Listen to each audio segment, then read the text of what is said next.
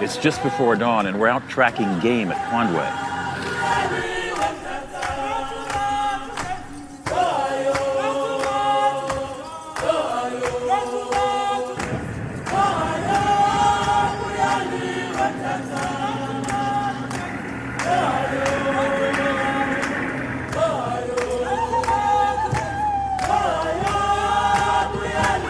What you get? Lion tracks. Lion track. You got lion tracks. From this morning. Quite fresh. Yeah. That's a good Nice. sign. Okay.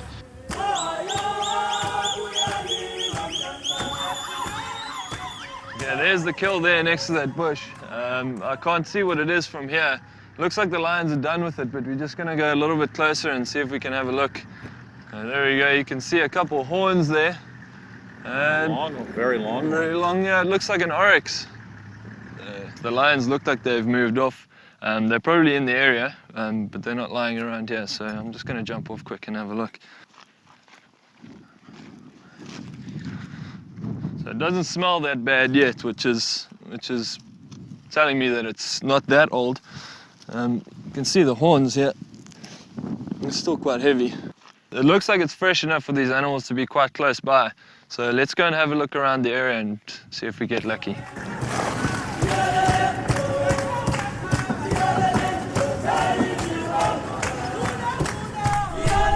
Look, right there. We've been looking for lions all morning, and our guide just found a fresh carcass, and nearby, a pride of lions sleeping off their meal. It's a lion's life. They'll sleep on average between 20 and 22 hours every day. Why so much sleeping? I think it's got a lot to do with their diet. They've almost got a diet of pure protein. So with all the meat that they're eating, it takes a lot of energy to digest it. So they've got to sleep it off.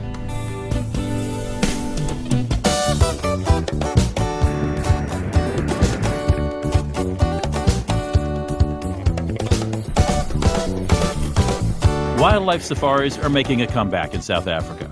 Just miles from the stunning coastline lie wildlife preserves where indigenous animals have been reintroduced to their former habitat on reclaimed farmland. The result? A triumph for man and for wild animals. A place where local people find new opportunities and visitors can experience the thrill of a lifetime. And it's all the more appealing because the Eastern Cape reserves are malaria-free. Quandwe Private Game Reserve is in the Great Fish River Valley on the Eastern Cape, just north of the famous Garden Route in South Africa. The drill is simple. Grant, my ranger, and Dolly, our animal tracker, load me into the Land Cruiser, and off we go every morning and evening looking for wildlife.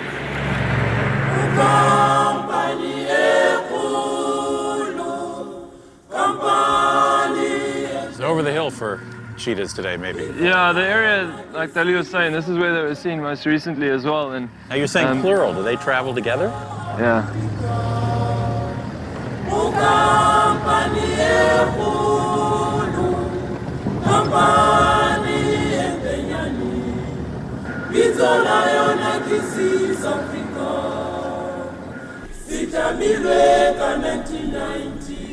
Beautiful. Yeah. Do you know the relationship, Grant, between these 5 cheetahs? Yeah, it's a mother and her 4 youngsters. They've still got quite a lot of long fur on the back of their necks, which shows that they're quite young. They're busy learning how to hunt at the moment, at this stage in their lives. So they'll follow her around while she hunts, but she still does most of the hunting for them. It's actually something quite special to see 5 cheetahs all together. They're highly likely to be killed when they're quite young. They're very vulnerable, and mother's not very powerful to protect them. The cheetahs have sacrificed all their weight and their strength for speed. I mean, these guys are the fastest land mammals on Earth. How fast can an adult cheetah run? Well, top speed for a cheetah, well, the maximum reliably recorded speed is 112 kilometers an hour. Wow. That's about 85 miles an hour. Yeah. Are these reserves important simply to keep cheetahs alive in the world? Absolutely, yeah. One of the reasons why the population of cheetahs had reduced so much was because of encroaching human populations.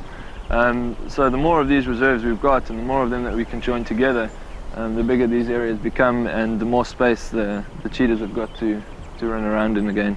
Everywhere you'll see fences being dropped and agreements being signed to remove boundaries and open up land again, so it's very good news.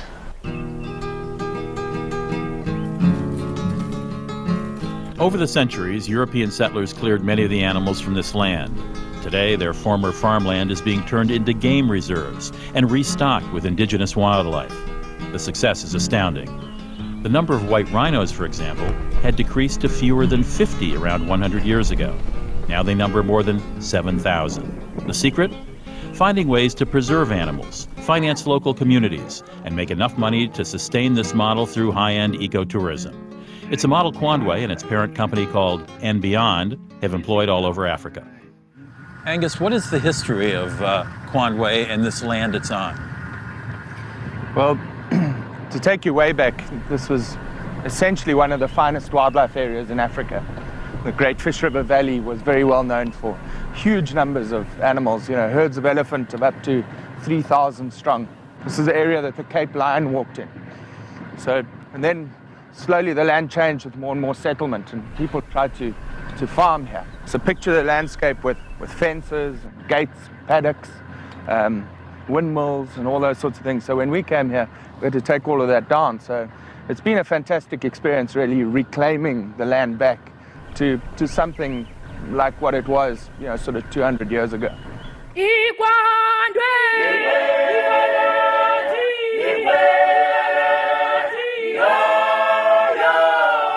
The accommodations on these safaris tend to be luxurious. The idea being to attract travelers looking for adventure and then funnel jobs and money back into the community. Great Fish River Lodge is one of the 4 luxury lodges on Quandway. The staff choir simply knocked my socks off.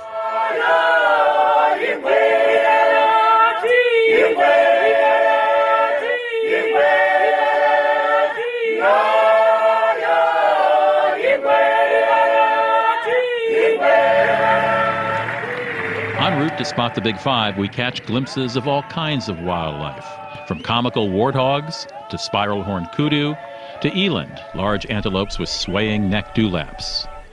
One afternoon, we had a rare sighting of a brown hyena, another endangered animal making a comeback here.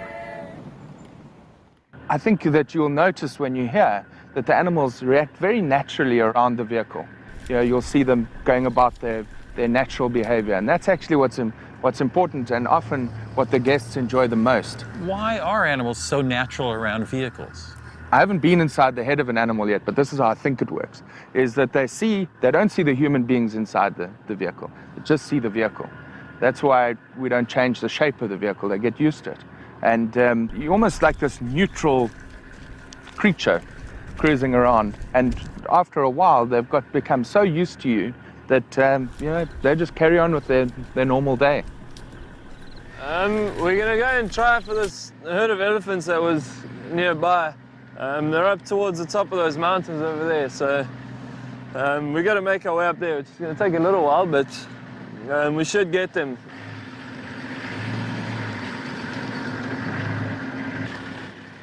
You had tracks? Oh, there we go, elephant. Eh? Elephant tracks. This is food, and you can see a little scuff mark just over here. I'll come and have a look on that side of the road as well. You see this, they've dropped this as they've been walking past. So they've all come along this little path, across the road and carried on. You can tell they're going in this direction? Yeah. So here's another branch. You can see as they've dropped along the way, and you can see a lot of scuff marks on the ground over here. Can you tell if it's a couple or? A herd, yeah. A herd? Yeah. So there's quite a few of them that have walked through here.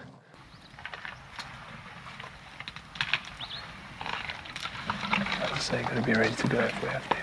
Yeah. It's a family group. The herds are usually family groups of closely related females and their offspring.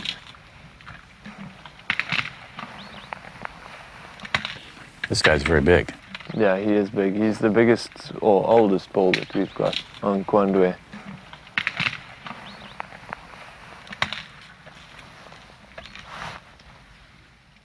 How much land does Quandway embrace here?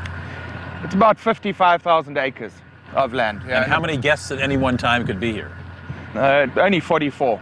Only 44 guests on 55,000 acres, which is probably one of the lowest guest to land ratios that you can get.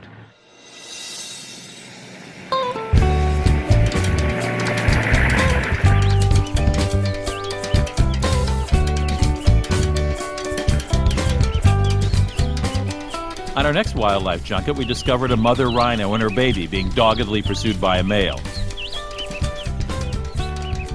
Of course, doggedly is a relative term in the rhino world.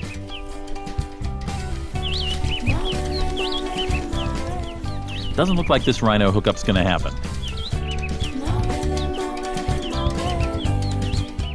I saw a couple giraffes poking their heads above the brush here. They look like dinosaurs in Jurassic Park when you see them they do rising above the... Very prehistoric looking creatures there. Right. Especially when their heads are sticking up above the trees Right. like that. They're gorgeous. They look so regal in their bearing. Yeah. Very graceful in the way they move. It's so sort of fluid. How they walk. Both left legs and right legs at the same time. Which is quite strange with animals. They usually do opposite legs.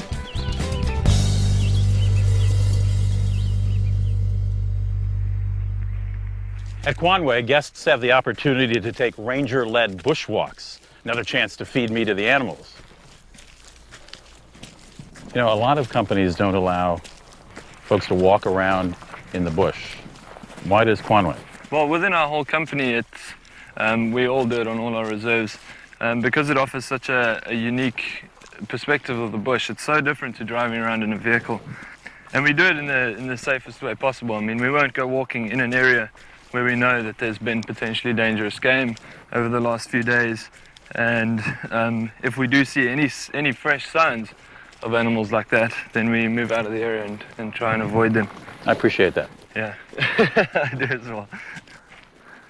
Okay, look over here, here's a big white rhino track here. That's a Bigfoot. That's a big foot, so. That is huge. This is fresher than the buffalo tracks. So when an animal walks through here, there must be 100 signals that they're picking up all the time about whose territory this is and who was recently here and what danger that might be to them or what option it might be for a menu. Yeah, exactly. I mean, we're not even aware of all the stuff that's going on here, like smells and signs and things that animals will walk through here and they'll pick up straight away. It's like 100 billboards that we don't see. Exactly. We're just walking straight past them. It's like they're invisible. Do you have folks who only come here to look at birds? Oh, yeah. Yeah. There's a lot of very, very keen birders out there that they come here and they'll stay here for 3 days or so, and then they'll just try and see how many different species of birds that they can get. Quandwe means place of the blue crane in Xhosa, the local tribal language. While I never caught a glimpse of the cranes, I did see many striking birds, including a pied-tailed wagger, a goshawk, and I fell captive to a serenade by two bokmakiris.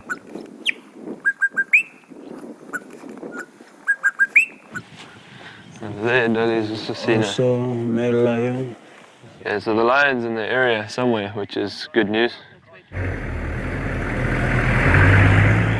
Dolly picked up the tracks of a male lion, and we met up with him on his evening patrol, only to discover he wasn't alone.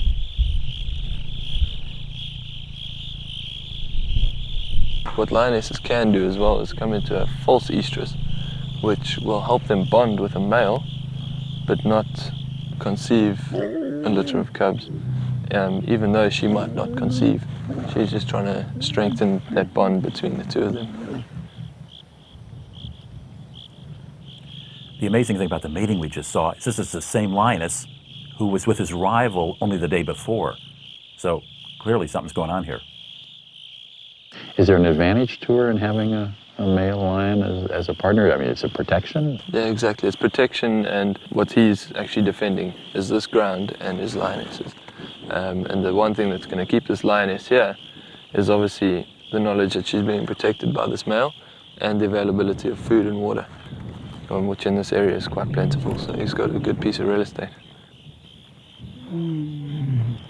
And how do they stake off their territory? How do we know what their territory is? How does another lion know? Yeah, roaring. Roaring is one way. He'll roar every morning or every evening which is basically advertising that he's here, this is his place.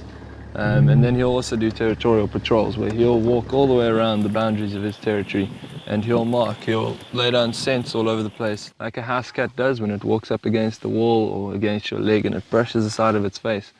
It's got glands on the side of its cheeks that it leaves a scent there with as well. So other lions coming through will be able to smell that and know that this territory is occupied. How has life changed here at Kwanwe over the last, say, 10 or 15 years? It's had a huge impact.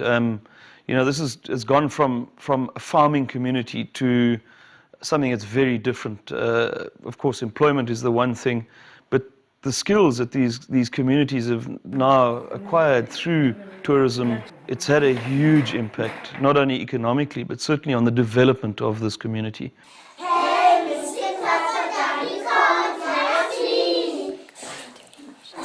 I work here as a preschool teacher from 2002 up until this year, 2008.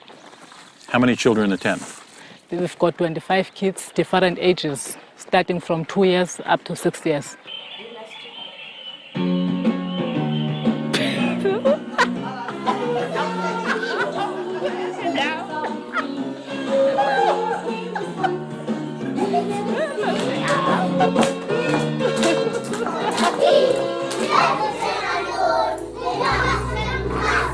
Originally, this area was settled by the Khoi, who herded cattle.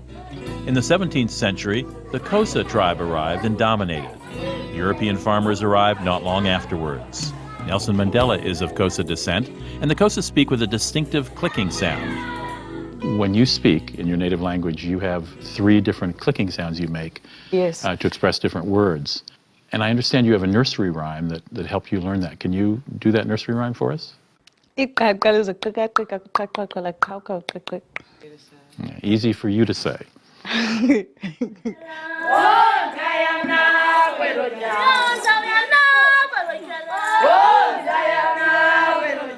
Game reserves like Kwanwe contribute not only to the preservation of wildlife, but to the economic growth of the communities in the area. And the folks who work here, there are more people employed, I understand, on these acres now than there were when there were farms here. Yeah, absolutely. I think that 4.5 times more people. Literacy programs and programs that develop small businesses are elements of a larger plan to empower people and encourage self-reliance.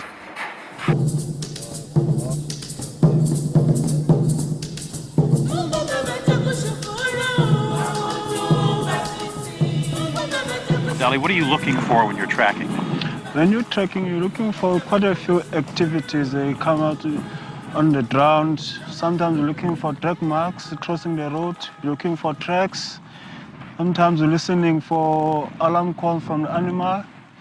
There are quite a few animals. They make alarm calls, something like kudu, monkey, and baboon. So when you're trekking, you're looking for tracks, fresh tracks, maybe from last night, from the morning, and then which tracks you can follow them.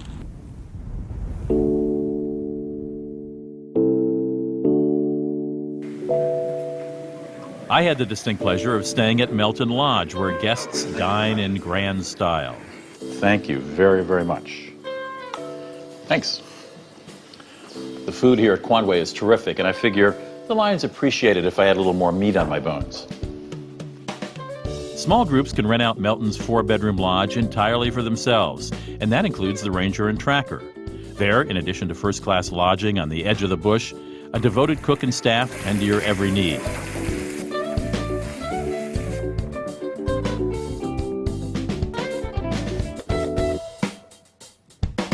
The surprise was how wonderfully the staff choir sang.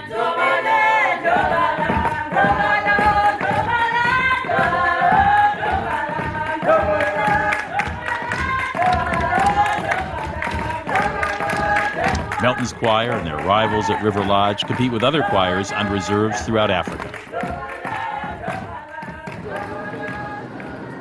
My last day at the reserve dawns, and it's surprisingly chilly on this late September morning. Dolly heard a distress cry, and we're tearing along the road to find out what's happened.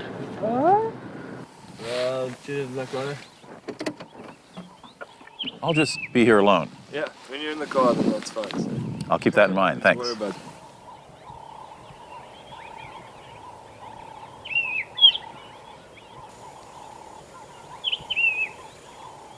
They've been gone about 10 minutes. I wonder if they left the key in the ignition. Yeah, didn't see anything. We got some tracks. There's 2 lionesses that we've seen. Might have chased and taken something down.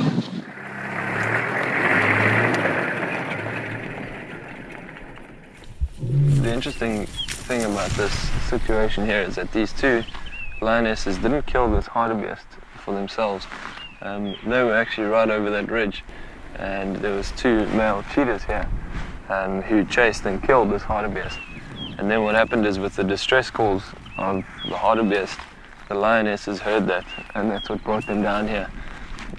When the cheetah saw the lionesses coming, a cheetah's not even going to think twice about arguing with the lion, so the cheetahs pretty much just turned and ran. So the cheetahs did the work and the lionesses here enjoying the payoff. Exactly, yeah. Because they've sacrificed all their weight and their strength for the speed, they don't have the power or even the capabilities to fight against the lion, so they've got to give up. Otherwise it'll just end them up in some serious trouble. Well, I noticed there are quite a few giraffes and zebras sort of watching all this. I think they're coming quite close now. They're coming quite close. What's with that? They just want to make sure that these lions are occupied in doing something else and are not a threat to them. So they'll keep an eye on them. They won't come right up to them, but they'll get to a certain distance and they'll stop. As long as they can see them, then they're happy. Here we go.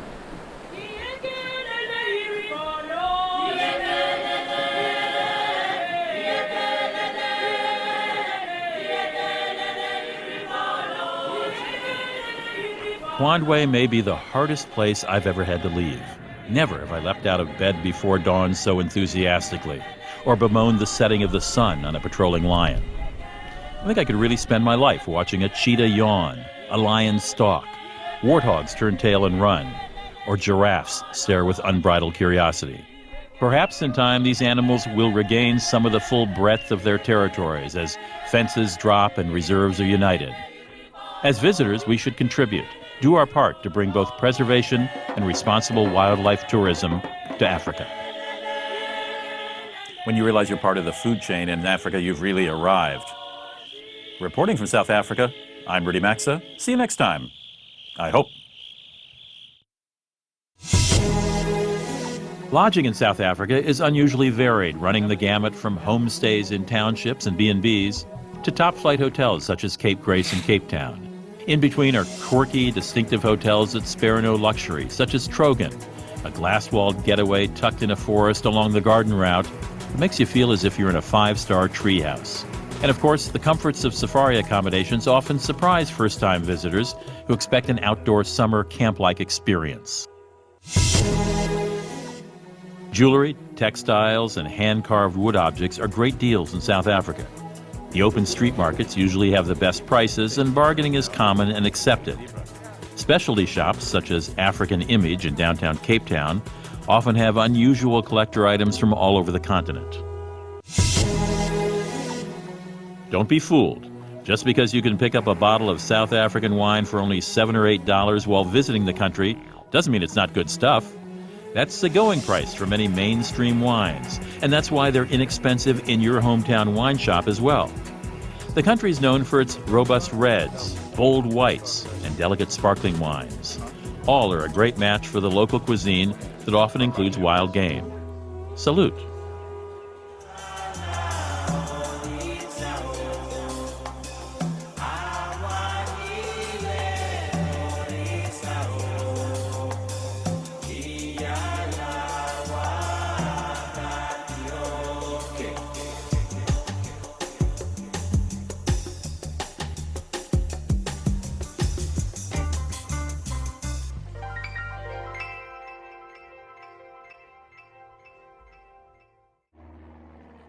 Funding for Rudy Maxa's World is provided by the following. Korea. Be one with earth and sky. And by Delta, serving hundreds of destinations worldwide. Information to plan your next trip available at delta.com.